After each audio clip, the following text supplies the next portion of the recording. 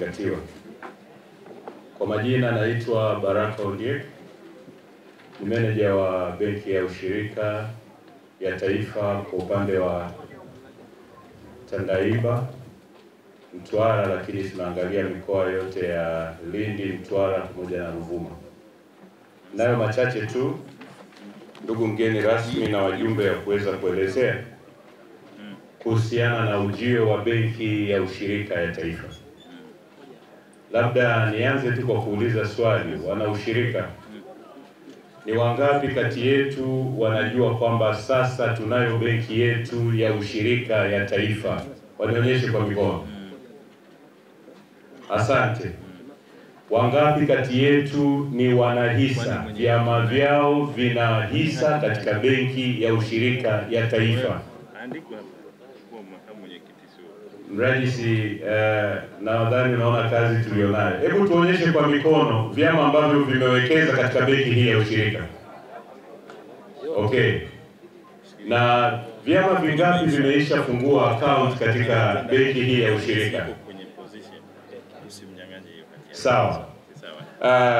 Naomba nisemee machache. Kuanzia mwezi wa 10 mwaka jana, Benki Kuu ya Tanzania ilitoa leseni kwa Benki ya Ushirika ya Taifa ambayo imeanza kuendesha shughuli za kibenki nchini Tanzania katika mikoa yote.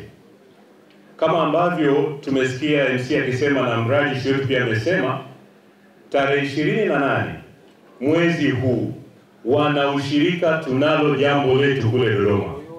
Rais anakuja kuzindua Benki ya Ushirika ya Taifa.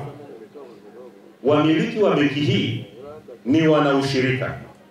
Wanahisa wanaomiliki 51% ya hisa za benki hii ni sisi wana ushirika.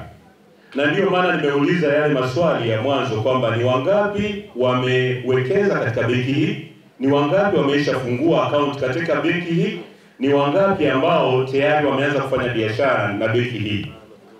Sasa labda huenda wengine pia hatuelewi, lakini ujio wa Benki ya Ushirika ya Taifa, tunaishukuru sana serikali ya awamu ya 6 ya Dr. Samia Suluhu Hassan kwa kuona changamoto ambayo wanaushirika wamekuwa nayo kwa miaka mingi sana.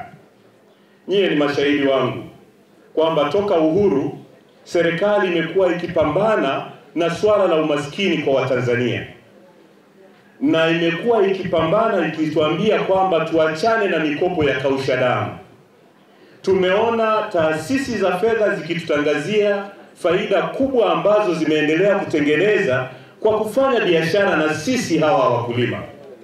Lakini jambo la kusikitisha sana, na hii nilete changamoto kwa mabenka wenzangu, jambo la kusikitisha sana, mgeni wetu rasmi amesema hapa, unapoangalia uwiano wa faida ambazo taasisi za fedha zinatengeneza, ukaja ukaangalia na maisha ya wakulima hawa ambao ni wateja wa taasisi za fedha, ni mbingu na ardhi.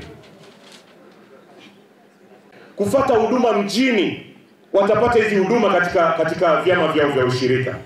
Kwa hiyo niwape rai, nyie wana ushirika, viongozi wenzangu, sisi ni jeshi kubwa, na hebu tuwe sehemu ya historia ya nchi ya Tanzania ambayo inaenda kuandikwa kwa mageuzi makubwa katika sekta ya mabenki na ushirika, kwa kushirikiana kuhakikisha kwamba Benki ya Ushirika ya Tanzania inayoenda kuzinduliwa tarehe 28 inafanya makubwa kwa ajili ya faida ya wakulima na uchumi wa nchi hii.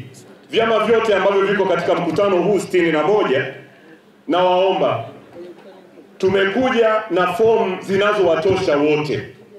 Asiondoke hapa mwenyekiti au mwakilishi wa chama aliyefika hapa bila ya kuchukua fomu ya kufungua akaunti yake ya chama, ili maelekezo ambayo tumepewa na serikali pamoja na viongozi wetu kufika hiyo tarehe 28 tarehe 30, basi tuwe tumefungua hizo akaunti zetu, twende katika hatua ya pili inayofuata.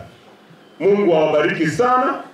Niwakaribishe katika benki yetu ya ushirika, na tunategemea kwamba kuanzia mwakani tutaanza kupata gawio la faida ya benki yetu ya ushirika Asanteni sana.